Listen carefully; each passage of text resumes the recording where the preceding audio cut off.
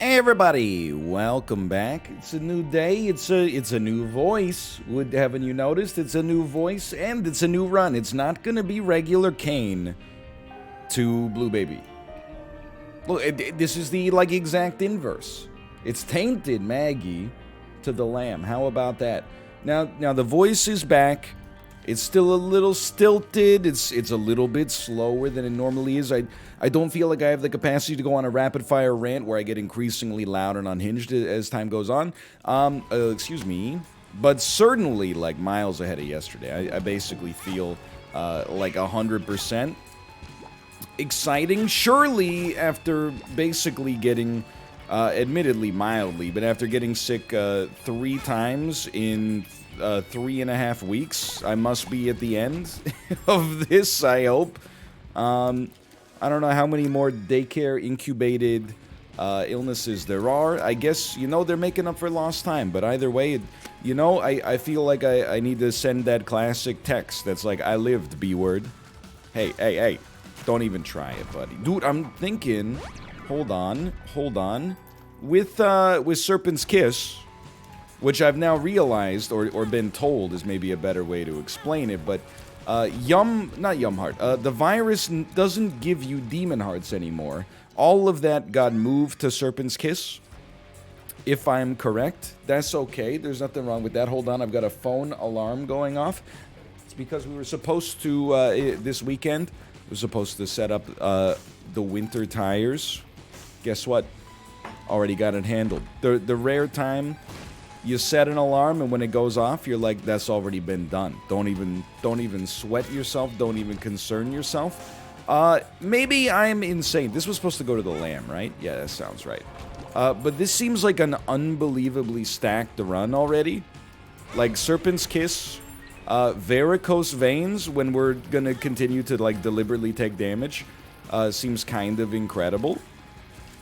I don't see how we could lose this one.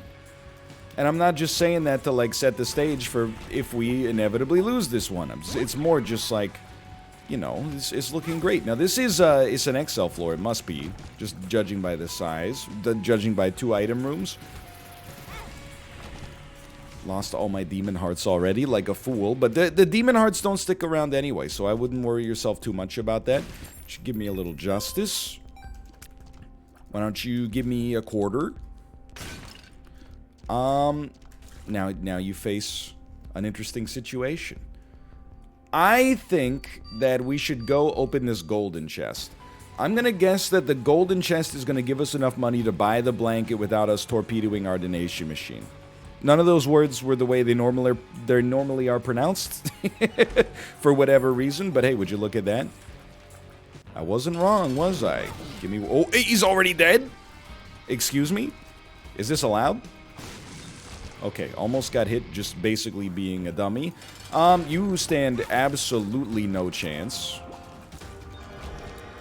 We're going to the lamb. Honestly, let's go deals with the angel. We have enough damage right now. I'm flipping it on its head, right? Normally, I would think if your run is great, you go deals with the devil because you don't, you can afford to lose some HP. It might, it's not like it's a bad idea, but it might speed your run up in the future. Might give you a power multiplier. Now I'm like, if your run's already strong, why get a deal with the devil? You don't need a desperation shot. Just enjoy your life, be leisurely for a bit, and who knows what we could have happen as a result of this. Anyway, having a good time here. It's the weekend. Hope you had a good weekend. Or I guess maybe it could be no, this wouldn't be a long weekend in the U.S. Next weekend's a long weekend in the U.S. Didn't really get up to too much, honestly, but that's kind of for one, it was a little bit under the weather until around this morning. But secondarily, that's kind of the way I liked it. We've had a very busy sort of, I don't know, month and a half or so. It feels nice to just chill out, enjoy the domestic life a little bit more. That heart's not going anywhere, so don't sweat it. Just pick that up when we're done here. Started watching a new show on Netflix, and I don't know if this will pass the Google DeepMind language filter. It is also it shouldn't pass the Google DeepMind language filter because the show itself is insanely violent. Like, routinely, it just features people just getting the absolute snot beat out of them. Like, getting hit in the back with, like, you know, lead pipes and, you know, smash in the back of the head with baseball bats and stuff like that. It's called Hellbound. And it's apparently based on a Korean, like, a webcomic. Started watching that. Not totally sure how to feel, but like with the first episode, I was like, this seems like it might be a little bit goofy. Second episode, I was like, okay, there's some, like, it's not goofy, but there's some interesting stuff maybe going on here. Third episode, I'm like, you know what? It's 6 episodes. Let's try it out. Let's see how it goes.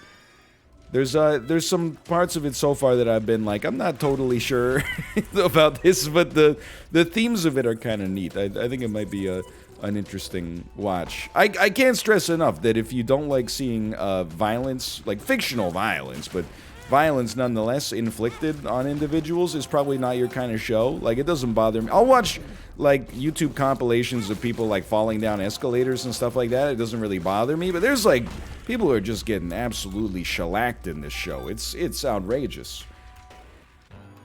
But yeah, that's about it, you know. Just enjoying life. Nothing more to say, which makes for, you know, a low anecdote situation, but simultaneously, you know, it is what it is. I can't believe I'm still like, man, we made it through like 2 years of basically like forced no anecdotes except having a baby, which admittedly was one heck of a, you know, a one-off generator for anecdotal content. Don't get me wrong, I wish we had a bomb, but we don't. But on the other hand is like, you know, you can only, and I say this as some, look, when I go to activity gym, I see the other babies, I talk with the other parents, we have a discussion, we learn about each other's babies, but we're part of the baby community, you know, we have a vested interest, you know, we're part of the shared kind of clique. But when people don't have a baby, they kind of, a lot of the time, you know, they get sick of hearing about babies. Like, I see it all the time, you know. I'll I'll see that my path is about to cross, and I hate to say it, and there's nothing wrong with it. Like, don't feel too judged here. But like, I'll be looking as I'm walking, and I'm like, my path is about to cross with like a millennial couple, and they see a dog. And they go, oh my God, who's the sweetest boy? He's the sweetest boy. Who's the sweetest boy? I want to know everything about him. What kind of breed is he? Where'd you get him? Is he a rescue? Did you adopt him? It was from, I want to know, who's a good boy? What does he like to eat? What's his favorite food? You know, they're like, they've never been happier. They see my baby, they give me a sneer. They give me a, okay, well, first off, nobody asked you. Don't flatter yourself. Secondly, like, I don't, you know, I'm just saying, there's some cute dogs out there. I mean, Wasabi won the Westminster Abbey Dog Show this year, as I like to call it. Wasabi's a cute dog, don't get me wrong. Still not as cute as my baby. Some people might argue I have like a little bit of bias in there. I'm gonna dispute that. I think it's actually objectively true, because isn't, like, you know, cuteness has some evolutionary psychology basis in, like, you know, you find something cute if you feel like you need to protect it or something like that. And I'm like, dude, my baby needs way more protection than a dog. If anything, sometimes I feel like my baby needs protection from dogs. I'm just one bad, you know, and again, I'm not blaming the dog. I'm one bad dog owner, like, looking at their cell phone, who, you know, is having a bad day away from having to, like, sock some Shiba Inu right in the jaw. Then the owner will probably be like, sorry, he's never like this. And I'll be like, yeah, okay, but he will never be like this again after he takes one up right to the freaking snout. I would never do that unless it was a life or death situation. But that is kind of like, I don't know if, and I'm sure this is somewhat relatable, the same way, like, you know, it's related when I talked about the phone keys wallet pat that I think that everybody, at least like my audience, there's a lot of people in the same shared psychology as me, where I would say, much to the annoyance of some people, I tap my pockets probably every 5 minutes when I'm outside. Why? I want to check, you know, I have 3 pockets. I want to make sure my phone's there. I want to make sure my keys is there. I want to make sure my wallet's there. Now, why do I need to do a tap if I've done a tap recently? That's where maybe you've heard of a little something called the blockchain. It creates a ledger mentally for me of when the last acceptable check was. It's the same way like when you go into a restaurant bathroom, it has that sign that was like, you know, last cleaned by this person on this day. That's what my pocket check is. Is like if I know, if I walk into that bathroom and there's like a, you know, somebody left a big turd, then I'm like, you know, it wasn't, that turd was not here when, you know, Jeremy cleaned the bathroom 6 hours ago, so that clearly the criminal is still inside of the restaurant right now as we speak. The same thing with the wallet, keys, and phone. You do the check like every, you know, maybe 5 minutes is an exaggeration, but you do the check like every half an hour. That way, if you ever found that you were missing something, you would simply go back into your mental fortress, your mind palace, if you will, and you would be like, well, I had a successful check at 11:35, it's now 11:50, I will merely retrace the last 15 minutes of my life and I will find it. But usually, like, the first place you look is like, oh, the pocket you never put it in, but this time you put it in for some reason. That's something I do all the time. I'm a big believer in it. It's the same way like, you know, some people when they go into an establishment, they immediately, in their head, plan like an exit route in case something happens. I don't do that anymore. I'm not that easily amused.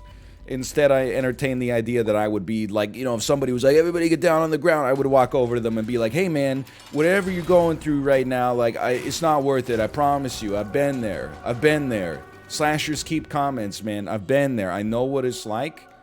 And then I would convince, thank you.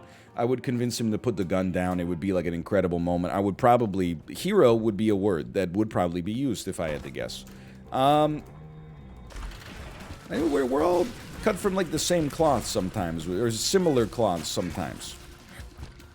That's the same, like, I don't look at every dog as like a potential, you know, assailant for my baby.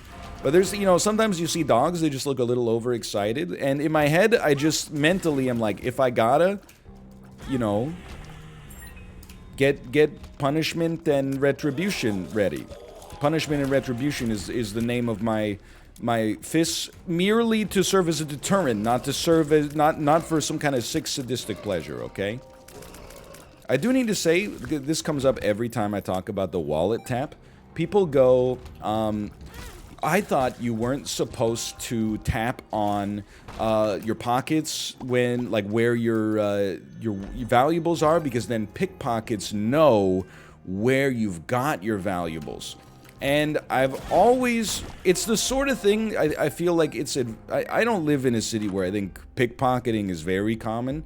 I know that there are parts of the world where that's an issue, but, you know, more likely you're gonna get, like, I don't know, stabbed here.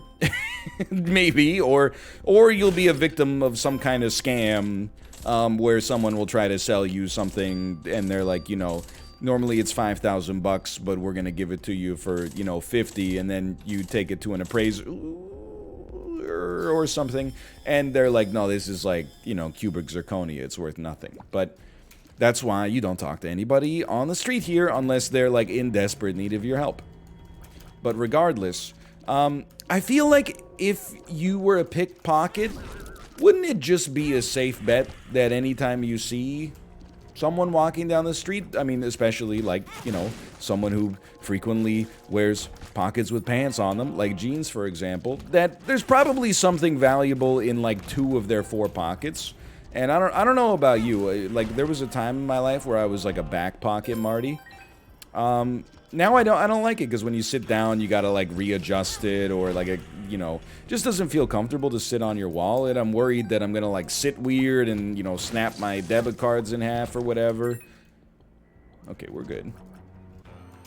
So, I mean, like, I'm a front pocket kind of guy, but it always strikes me as like, that's the kind of advice that's like written by people who don't go outside. Maybe that's like rude, but I like, look, I have when I had Facebook, My grandma would post all this stuff on Facebook all the time. And it always starts with like, spread, spread, spread, forward, forward, please spread.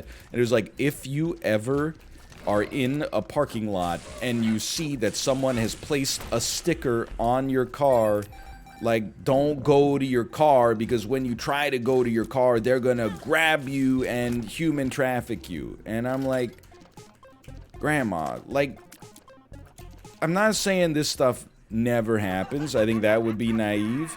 But is it really, like, is it the kind of thing that's commonly happening, you know, in, like, suburban Ontario, like, to people at the Cataraqui Town Center? Is like they just went to go into Aldo to get, like, 3 of the cheapest pairs of shoes they can buy, and then, like, in the middle of a crowded parking lot, they're, like, get swept away? I'm not saying don't share it. I'm just saying I think it does the thing, like, it inspires fear in people, and then it makes them feel like they're helping for sharing the information, but actually it's misinformation that, slowly erodes the degree of public trust that we have in one another.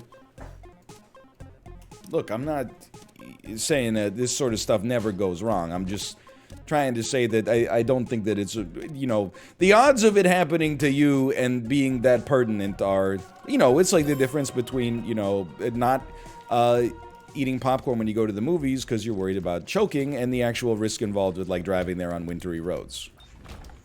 No one's ever, like, watch out for, there's been 18 accidents on the 401 in the past month, so drive slow. People are like, yeah, whatever, I just drive better. Instead they're like, please be careful. There's been 1 popcorn choking in the past 6 decades. Everybody, we gotta, Orville Redenbacher, you gotta make those kernels smaller. It's crazy. Anyway, I digress.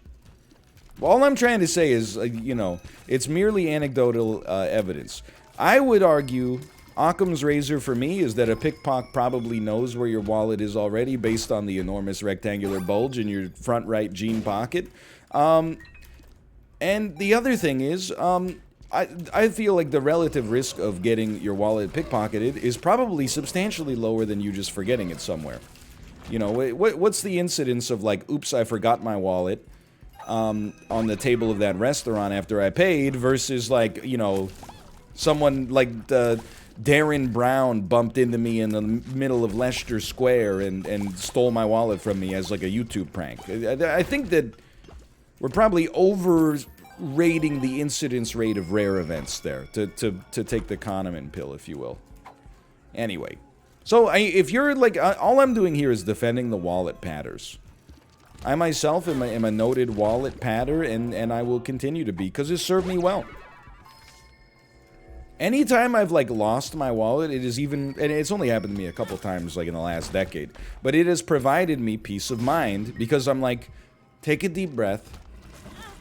Your wallet is probably safe, because you do the pat every 5 minutes. So if you're only noticing that it's gone now, like, the first time you put on your pants, like, inevitably it's just like, I keep my wallet in my pants, so I take my pants off, then the wallet, like, fell under the bed or something like that. And then I'm like, I lost my wallet, and Kate's like, did you check under the bed? And I'm like, yes, it's not there. And then she looks and it's there, and I'm like, how did that happen? How embarrassing for me. Did you steal it and put it there to make me look bad? Like, I don't know, all these ridiculous thoughts start pouring into my head. But anyway, we're good to go, right? Yeah. I'm a big believer in the Pat blockchain, man. It's nice to have that sequence where you can go back in your mental ledger and be like, no, I definitely had it, when we left Denny's, because I tapped my pockets every 6 seconds. Now, I suppose you could always just pop, like, an AirTag on it and have peace of mind, but even if I popped the AirTag on it or something, it would take me, like, it would probably take me 10 years just to unlearn the habit at this point, is my guess. Now, anything, I gotta tell you, with 6 luck, I'm actually kind of eager to take tough love. Also, like, what am I doing with my life that I didn't use the Bible on the mom fight? Like, that's the whole reason it's there. That's the only reason, conceivably, I would still be holding it at this point in my life. We're actually having, like, an all-time run, though. You wouldn't know it because the banter has been so fire, as the kids say these days, allegedly. Anyway, yeah, so that's my thoughts on padding your wallet. Not in the way that, you know, Capital One would like you to, but still.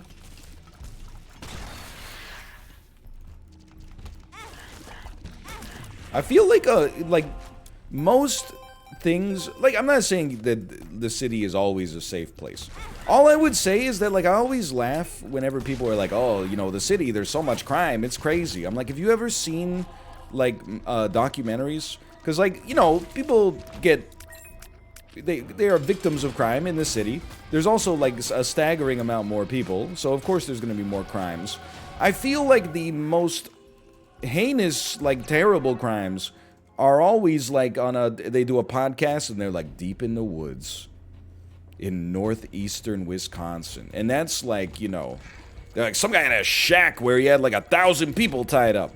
In the city, it's always like, you know, you were walking down the street and then somebody, like, you know, stabbed you in the arm. You get over it. Maybe I'm overstating the risk of a rare event, but all I'm saying is True Detective Season 1 didn't take place in, like, downtown Los Angeles. It was, like, the middle of the bayou. Maybe you're more likely to be a victim of any crime in the city. Probably. I don't know. But I feel like you have to be way more... Let me put it this way. I feel like people that are the most wary of, like, scams like that are also in serious danger of overstating their resistance to the kinds of scams you see every day. Like, what's one example of the kind of scam you see every day?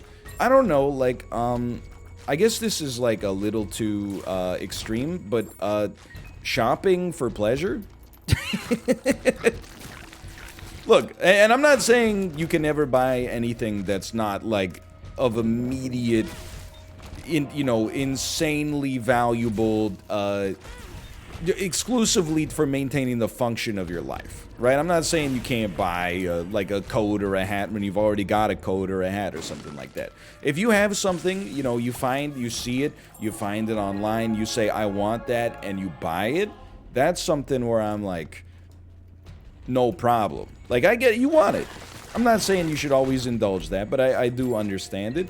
But, you know, every once in a while, you'll find yourself in some kind of, like, you know, like a Winners is like the ultimate Canadian example, I think. Or, like, I'm trying to think of where I was last week. That I refuse to take that, honestly.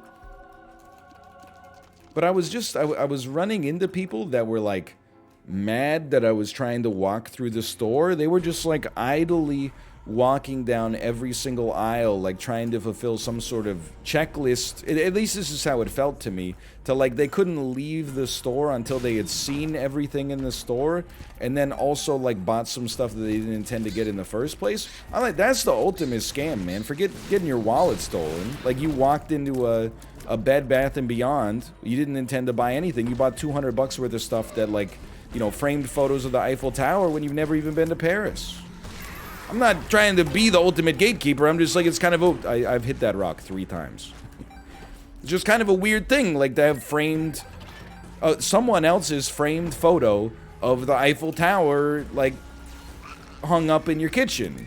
It's like, if it's your photo, sure, or if you just happen to have, like, a serious connection to France, I'm not gonna gatekeep you there. It's just, like, if I come over, I'll be like, you know, oh, have you ever been, was that your photo?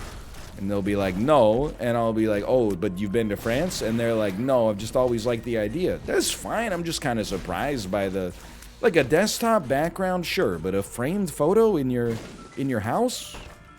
I'm being very judgmental, I'll be honest, but it's Airbnb art. That the only place there should be somebody else's framed photo of the Eiffel Tower is, like, if you get an Airbnb and it's in Paris. Then you expect...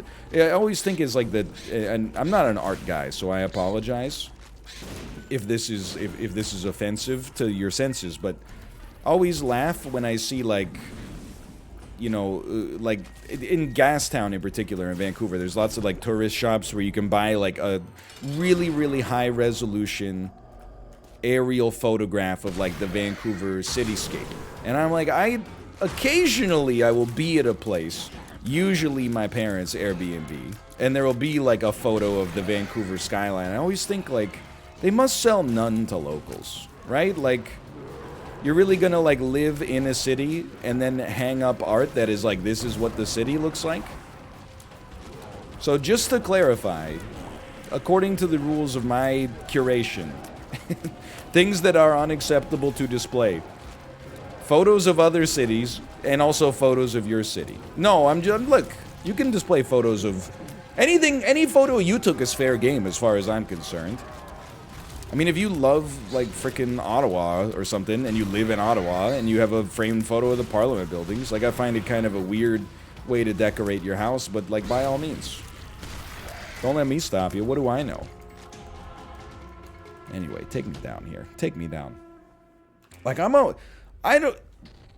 not gonna say there's never been a situation where, like, I've gleaned some pleasure from shopping, but I'm always stunned when I just see people that seem to be, like, idly, like, enjoying themselves in a store. I'm like, you're buying something you didn't even know that, like, you wanted 20 minutes ago, and you're spending money that you could, well, okay, now we're getting a little too far ahead. I'm going too deep now. I was like, no! It's like, if you never bought anything at Home Outfitters, you could probably retire like 72 hours earlier. Let's not get into that. I'm not trying to gatekeep how people spend their money. I'm just saying that's a bigger risk to your bottom line, at least IMO, source dude just trust me, than, you know, getting pickpocketed one time in your life, which, you know, probably won't even happen to the average person. Way more likely to be pickpocketed by a store that's like, final sale, source dude just trust me. Hey, by the way, this is on sale. Wow, it's 50% off. Last week it was exactly the same price, but because you weren't here, you don't know that. I know you came in here, it's middle of July, you don't even need a sweater, but now that the sweater's 50% off, you're like, I can't afford not to buy it. We may actually die here. I should be picking up some hearts, huh? That's a given. I want to see some hearts. I want to see those hearts. I want to see those hearts. Thank you. We're going to rebuild here. We're going to rebuild. We're going to be rebuilding. Thank you. I'm not dead yet. Just be cool. You got Isaac's heart. You got to be a little bit more sneaky. A little sneakier with your shots here. A little sneakier with your dodges. You see that one, for example? Anyway. But, you know, do whatever makes you happy. Live, laugh, love, or whatever. How did I not take damage when I... Oh, because I've got Isaac's heart! Which means, as long as I keep my dang distance, I can really get up in there. This, I didn't realize it's actually a dream come true. Well, you know what? We got a little drama at the end. We got an arc. We got some emotional growth. You love to see it. How could you not love to see that? Oh, thank you so much.